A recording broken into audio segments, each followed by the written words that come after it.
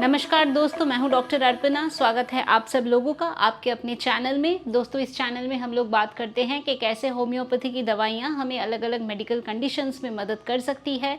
आज हम बात करेंगे वैरिकोसील के बारे में। तो वैरिकोसील एक कंडीशन है जिसमें स्क्रोटम के नसों की सूजन हो जाती है। ये कारण हो सकता है मेल इनफर्टिलिटी का या टेस्टिकल्स में पेन रहने का।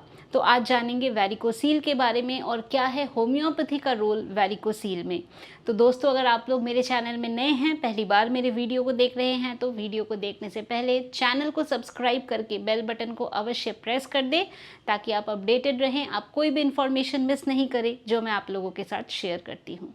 तो चलिए शुरू करते हैं आज का टॉपिक, वैरिकोसील।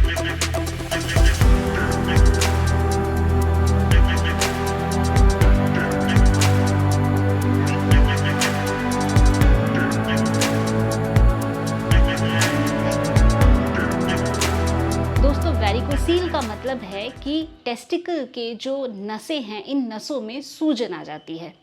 तो नसों में कैसे सूजन आती है?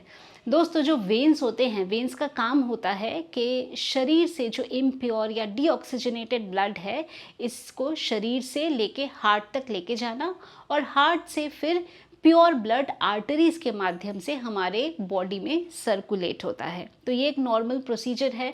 वैरिकोज वेन्स पैरों में हो सकता है, वैरिकोज वेन्स जो टेस्टिस के वेन्स है इसमें भी हो सकता है।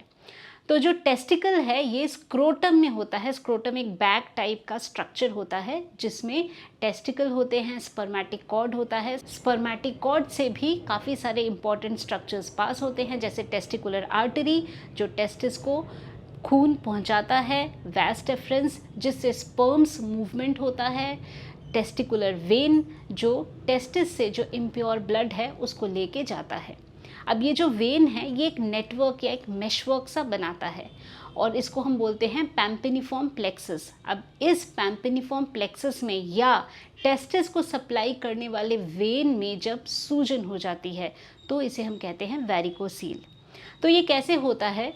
हमें ये समझना है कि जो वेन्स है, वेन्स का काम क्या है? इम्प्योर ब्लड को बॉडी से लेके जाना हार्ट तक। वेन्स का काम होता है कि जो डीऑक्सीजनेटेड ब्लड है वो बॉडी पार्ट से लेकर हार्ट तक जाना। अब वेन्स में वाल्व होते हैं, ऐसे वी शेप के वाल्व्स होते हैं और ये इंश्योर करता है कि कोई भी इम्प्योर ब्लड पूलिंग नहीं हो या नीचे की तरफ नहीं आए। तो ये जो वाल्व है, अगर किसी कारणवश इनका फ्लैप ठीक से काम नहीं करे तो क्या होगा? अगर ये फ्लैप खुला रह जाएगा तो जो इम्प्योर या डीऑक्सीजनेटेड ब्लड है ये इकट्ठा हो जाएगा, बैक फ्लो करेगा और इसके वजह से सूजन आ जाएगी और इसी को हम कहते हैं वैरिकोसिटीज़ या वैरिकोज वेन्स। तो जब ऐसी सूजन टेस्टिकल के वेन्स में आ जाता है तो इसे हम कहते हैं वैरिकोसील। अब वैरिकोसील अलग अलग ग्रेड का हो सकता है, कितनी सूजन है। कभी कभी जो वैरिकोसील है वो ऐसा लगता है जैसे बैग ऑफ वॉर्म्स है, ऐसा लगता है कि बैग में वॉर्म्स भरे हुए हैं। जब वैरिकोसील ज़्यादा हो जाता है तो ऐसा भी लग सकता है।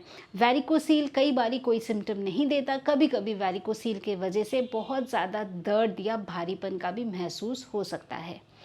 जो वैरिकोसील है ये टेस्टिकल के फंक्शनिंग को भी इम्पेयर करता है। तो टेस्टिकल का फंक्शन है टेस्टोस्टेरोन हार्मोन बनाना। तो टेस्टोस्टेरोन हार्मोन अगर ठीक से नहीं बनता है तो वो एक इनफर्टिलिटी का कारण, डिप्रेशन का कारण, इरिटेबिलिटी का कारण, लो लिबिडो का कारण हो सकता है।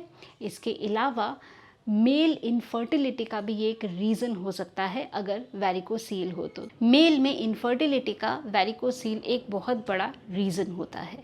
वैरिकोसील को पता लगाने के लिए एक सिंपल अल्ट्रासाउंड कर सकते हैं स्क्रोटम का, जिससे वैरिकोज वेन्स या वैरिकोसील का पता चल सकता है।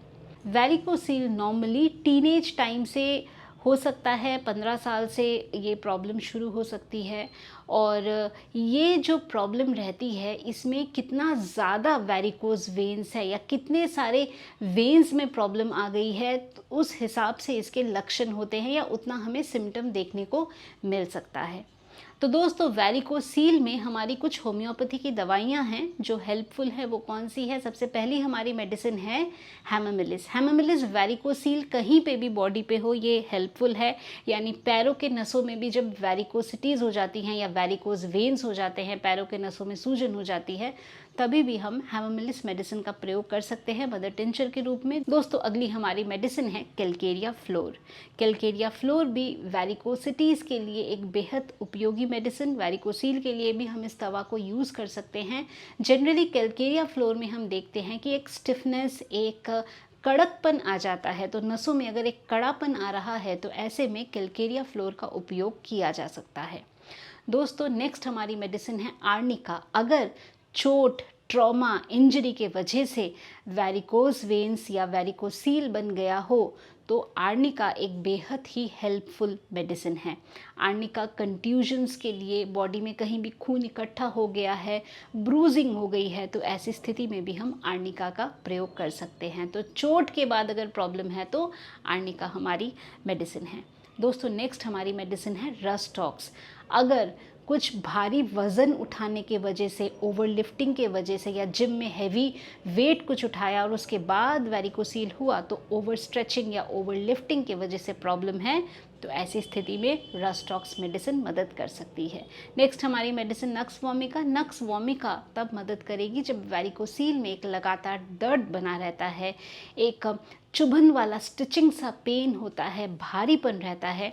नक्स वोमिका के जो पेशेंट्स होते हैं इनको स्टिमुलेंट्स की डिज़ायर होती है, या चाय, कॉफ़ी, अल्कोहल, स्मोकिंग, ऐसी कोई भी स्टिमुलेंट्स की उनको आवश्यकता होती है। तो अगर ऐसा पर्सनालिटी है कि स्टिमुलेंट्स की इच्छा होती है और बार बार मोशंस के लिए जाते हैं, पेट एक बारी में साफ़ नहीं होता, इसके साथ वैरिकोसील में चुभन वाली प्रॉब्लम हो रही है, तो नक्स वोमिका मेडिसिन कंसिडर कर सकते हैं। दोस्तों मेडिसिन्स और भी है जो कि निर्भर करता है पेशेंट के सिम्टम्स पे, सिम्टम प्रेजेंटेशन पे, और उस हिसाब से दवा को दी जा सकती है। तो दोस्तों ये थी इन्फॉर्मेशन अबाउट वैरिकोसील। मैं उम्मीद करती हूँ कि अभी जो इन्फॉर्मेशन मैंने आप लोगों के साथ शेयर किया, आपने इसको पसंद किया है। तो वीडियो को लाइक करना, शेयर करना, कमेंट करना और चैनल को सब्सक्राइब करना बिल्कुल भी नहीं भूलें। अगर आप चाहते हैं मेरे से अपॉइंटमेंट लेना, आप जा सकते हैं मेरे वेबसाइट drarpana.com पे, और वहाँ पे बड़े ही आसानी से आप खुद ही अपना अपॉइंटमेंट बुक कर सकते हैं। आप हमारे ऑफिस के व्हाट्सएप नंबर पे व्हाट्सएप के माध्यम से भी मैसेज भेज सकते हैं, वहाँ पे भी आप लोगों को अपॉइंटमेंट बुकिंग की सारी डिटेल्स मिल जाएंगी। तो दोस्तों आज के लिए बस इतना ही। खुश रहिए, मुस्कुराते रहिए, स्वस्थ रहिए। Thanks for watching.